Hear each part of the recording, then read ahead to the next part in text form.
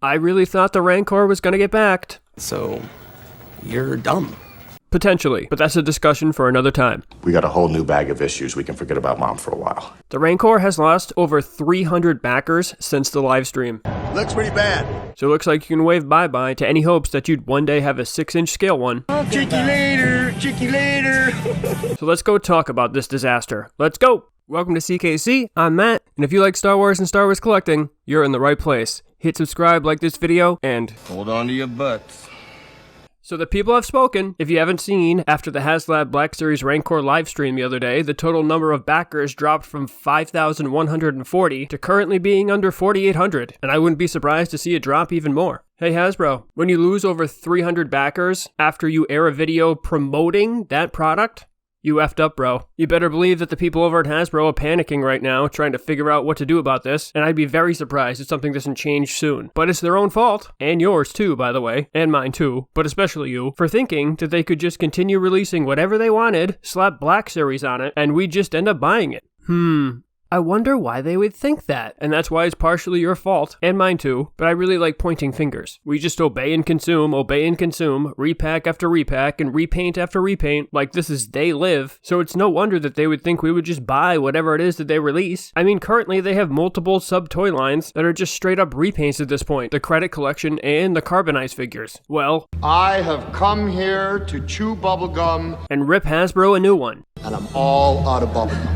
Anyway, Roddy Piper quotes aside, if you've watched any of my videos, you may have noticed that I haven't exactly been a fan of the way Hasbro Star Wars have been doing things for a while. No, really, it's true. Surprising, I know, but yes, it's true. I want to say that they're just out of touch of what collectors want. However, it's just so simple to just take a look around social media in order to get a sense of what we want that I think it's much more than that. And I know sometimes they do make an effort to try and listen to collectors and what they do want. But these issues with Hasbro and action collecting as a whole right now is not something I'm going to address right now, but it is something I'm currently working on a video for, so be on the lookout for that. But the past Star Wars Haslabs have been successful because, frankly, many aspects about them were awesome. Because Haslabs are supposed to be awesome. They're supposed to be jaw-dropping. And really, they have to be. Haslabs are supposed to be projects geared toward adult collectors that are bigger and more expensive than other releases. They cost more to produce and they cost more to buy. And we, the collectors, back it for you, Hasbro. Which means that if it does get fully backed, that's guaranteed profit for you. Hasbro doesn't really put the money up, we do, but only if we fully back it. If the Haslab doesn't get fully backed, all the time and money Hasbro actually spent up front on creating the prototype, marketing, and man-hours are all a loss. Which means you better give us something that we want, or you're gonna be out money. But Haslabs should not be about profits, and therefore the markup on Haslabs should be low. Haslabs should be about giving collectors something awesome that we want, not that will make the most profit. And I think that's the concept that got lost in the decisions for these tiers. Giving collectors what they want generates loyalty, and my, or any collector's loyalty, is worth so much more than any profit you would gain from the Rancor. Do you know how much money I've dropped over the course of the Black Series? Don't you want to maintain that loyalty instead of destroying it? Hasbro Star Wars has taken that loyalty for granted, and now it's biting them in the ass. Keep the markup low, keep the price low, the Rancor gets backed, everyone's happy, and we'd even thank you for it, generating more loyalty from those you owe your profits to anyway. Where's the downside to that? Both the Sail Barge and the Razor Crest wowed collectors. They looked amazing. All the intricate parts and the small little details were beautiful. I don't know about you guys, but I'm not wowed here. I'm really not. It's definitely cool, but it's not jaw-dropping. But I also don't think that that alone would necessarily have to kill this Haslab project. What ultimately killed this Haslab project, as of now, is the tiers. However, the tiers wouldn't be so project killing if the price point wasn't so damn high. Everything screams that $350 is too much for this thing. Now you can argue that it's 900 painted parts or whatever and blah blah blah. It's just too much money. The paint job doesn't blow me away. It just doesn't. Now don't get me wrong, I want this thing. I think it's cool. I want the Rancor to succeed, but it's just too much. The Razor Crest was the same price. And are you really going to tell me that the Rancor is just as intricate and detailed as the Razor Crest? Do you remember all the little pieces to that thing? All the details on the inside the armory closet? Everything about that thing was beautiful, and it's much more detailed than the Rancor. And it too might have been slightly overpriced, and definitely needed more man-hours to get everything right. Do you remember how long it took them to even give us a painted version? It took so much more work. I can pretty much guarantee that the markup on the Rancor is much more than it was on the Razor Crest. And it's probably because Hasbro took us for granted and assumed we just buy it. But the Rancor and the Razor Crest are not equal in those terms, so therefore should not be equal in price. But the Rancor doesn't need to be. I don't need my Rancor to be able to do force jump poses. I don't need my Rancor to be able to get into Jedi fighting stances. It just does a lot of standing. My point is, Hasbro could have saved some money on some of the details to get the price point down if that was actually necessary, and it would still be a cool project. However, I still believe that this is a markup problem and not so much that type of problem. Have you seen all the details on the Ghostbusters Proton Pack? That thing is amazing. That thing definitely wows. And it's bigger than the Rancor, I'd like to mention, and it's slightly more expensive, but when you look at it and all the details and everything included, and then compared to the Rancor, they don't seem to be in the same stratosphere, let alone being only $50 apart. And the Proton Pack is fully backed and got there very quickly. It didn't linger halfway to the minimum number of backers. And you have to buy a whole other piece, the wand, in stores to complete this thing, which retails for over $100, and it's still fully backed. That's how awesome it looks. Not only that, have you seen the HS Figuarts Dragon Ball Z Great Ape figure? That's a big figure too. It's 13 inches tall. It's fully articulated. It comes with alternate faceplates, alternate hands, an additional small figure, 2 tails, and a figure stand for $180. The Rancor is 17 inches tall, comes with none of that, and is $350. You have to see my point here. Plus, I don't know about you guys, but I'd take an SH Figuarts quality Rancor for a cheaper price point than what Hasbro is offering for $350 any day. Well, most likely. I'd have to see it first, but you get my point. But also, this is the first Black Series Haslab. It seems that Hasbro makes the price point of the first Haslab of a toy line, generally, slightly more affordable to get people on board. The Transformers Victory Saber was under $200. The G.I. Joe one is $230. So again, it seems Hasbro just assumed that we just buy whatever it was just because it's Star Wars, and completely took us for granted. We bought all the repacks, we bought all the repaints, we bought the last 2 Haslabs, we bought the TVC Falcon for $400, so they thought, why the hell won't they drop $350 on this? So they already started off on the wrong foot with the inflated price point. So if that's the case, you better wow us with the tiers. But good lord, those tiers. The tiers are a fail. They really are. And that's coming from someone who would buy each of those 3 figures as they look for the tiers in a heartbeat. The mint collector in me thinks they're friggin' awesome, but I understand the hate for them as well, because I too am also an opener. Yeah, that's right. I'm both a mint collector and an opener. And yes, I understand that that's basically the equivalent of saying that I'm both a Republican and a Democrat in the action figure collecting world, but unfortunately, that's the reality of the situation. I'm an action figure collector at heart, and I think those releases, on their own, mind you, are awesome. If you're gonna repack, that's how you do it in my opinion. Give us something different and nostalgic, and I can't get my wallet out fast enough. Even the Crumb release that everyone is hating on, I'd buy that for sure. I never got that TVC release, and if you haven't seen, the last time I checked, it's going for hundreds of dollars. So the first tier, the Gamorrean Guard, which obviously does go with the Rancor, but you guys re-released it a short time ago. I can still get it for retail price right now. You're not giving me anything I don't already have. The card is cool, but the Gammy Guard is plentiful right now. When the Yak Face was included with the Barge, it hadn't been released yet. That was the only way to get one. When the Beskar Mando was included with the Razor Crest, it hadn't been released yet. It was the only way to get one. And to this day, it's the only way to get one with a soft goods cape. The Gamorrean Guard has already been released twice. It's not a new mold, it's old news. But the cardboard dropback and the bones are not only laughable, but straight up insulting. That's insulting. This is where you lost me. The Gamorrean Guard, I can see what you were thinking. I don't 100% agree with it, but at the very least, that decision involves some level of rationality. But cardboard. Oh, excuse me, not cardboard. The world building backdrop. Talk about penny pinching. Who would want this? This is the laziest tier in the history of Haslab. Not only do I not need this stuff, I don't want it either. No one. Not one person thought to themselves when they heard about the Rancor Haslab, you know what I'd really like for a tier?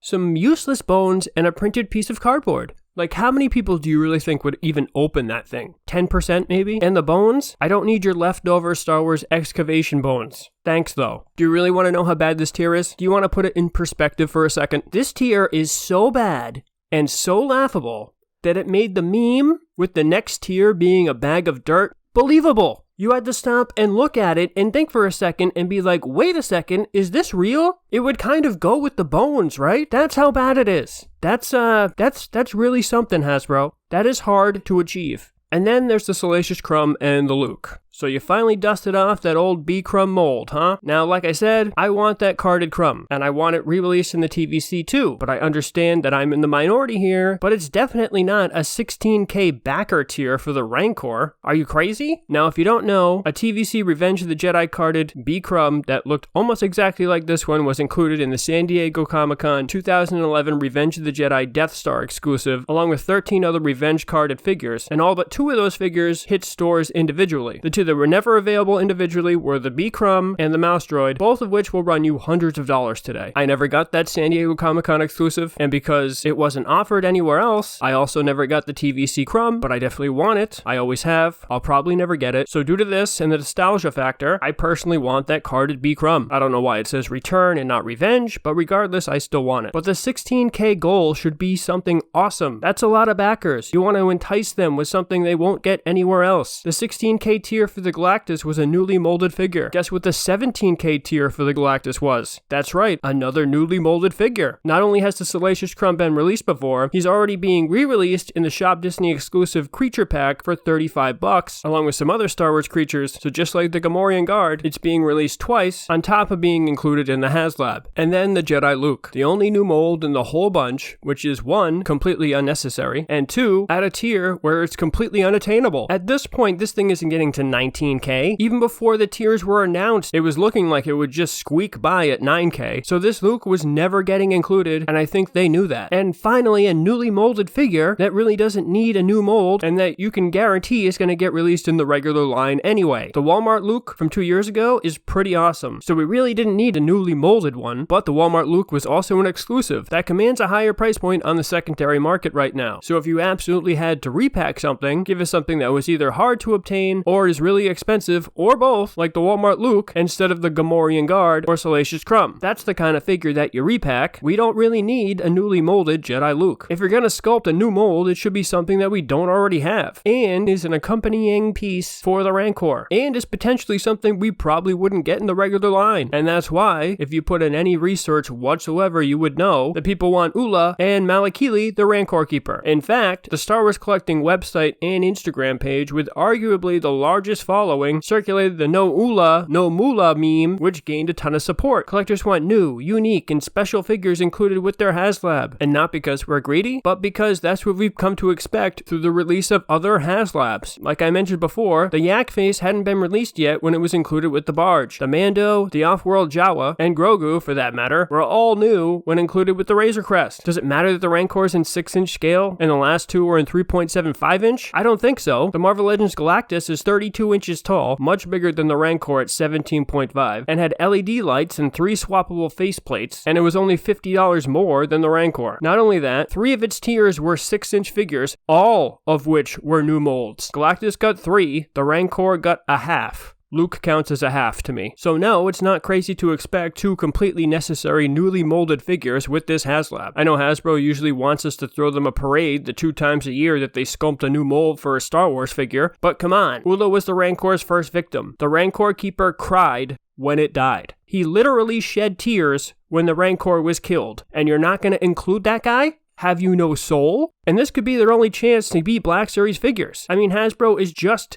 getting to Bib Fortuna. And this brings me to another point I really haven't heard many people mention, and it's this. There are more older adult collectors willing to drop a few hundo on TVC compared to the Black Series. A lot of TVC collectors are holdovers from all the other 3.75-inch Star Wars lines, meaning they've been collecting for a long time. Hasbro wasn't even sure if the 6-inch line would last, since all their loyal adult collectors were 3.75-inch. Many TVC collectors hated the 6-inch Black Series line when it was first started, and still do to this day. And this demographic have been collecting for years and are older, and when, 1, you've dedicated so many years and so much money already into your hobby, like if you've been collecting Star Wars figures for 30 years, and the Razor Crest or the Falcon gets released, you're not gonna buy that? Of course you are. And 2, are older, so they actually have the disposable income, are much willing to use it on the Haslab, particularly if it's gonna end up being the definitive piece of your collection, like the barge, the Razor Crest, or the $400 Falcon. Not to mention the fact that the TVC has an overall nostalgia factor that the Black Series does not have that draws in older collectors because of its resemblance to the old Kenner Star Wars releases. A lot of Black Series collectors are potentially younger in not only age but also years collecting, and or may not be willing to drop that much on a release. Now I'm speaking in generalities here, so if you don't fall into these demographics, please don't yell at me in the comments. I'm only generally speaking here. Also, it should be noted, and probably related related to what I just said, that the only larger 6-inch Black Series release failed miserably. The First Order TIE Fighter was such a huge failure that no other large Black Series vehicles were released after it, and it was only $170, but at least to me, that seemed like it was way overpriced. I pretty much scoffed at the $170, but I did end up picking one up on clearance for $50 at Target. I literally know not one person who paid full price for that thing. And what the hell are you doing having 3 Haslabs running concurrently? You don't think that might affect the numbers? And right before the holidays, some collectors who would normally back all 3 might have to choose only one or none, since they all needed to be backed at the same time, and or because it's the holidays. I mean, these are aimed at adult collectors, and adults have kids, and kids get presents for the holidays. Why wouldn't you stagger the backing times, or at least wait until after Christmas? Galactus was during the summer, and you got 31,000 backers for that one. You think the time of the year might have something to do with that? And maybe that 2 other Haslabs weren't running at the same time? I mean, come on. So anyway, what are your thoughts on this? I'm very curious to hear what you're thinking. Are you backing the Rancor? Did you like the tiers? Is the price too high for the Rancor? Is Hasbro taking us for granted? Should loyalty trump profits for the Haslab? Do you think it's possible that the Rancor and the Razor Crest actually cost the same amount of money to produce by Hasbro? Let me know what you think in the comments. Like I said, I have another Hasbro Star Wars collecting vid coming soon, and another top 10 list coming, so be on the lookout for those. And as always, thanks everyone for watching. Don't forget to like and subscribe, and happy hunting out there.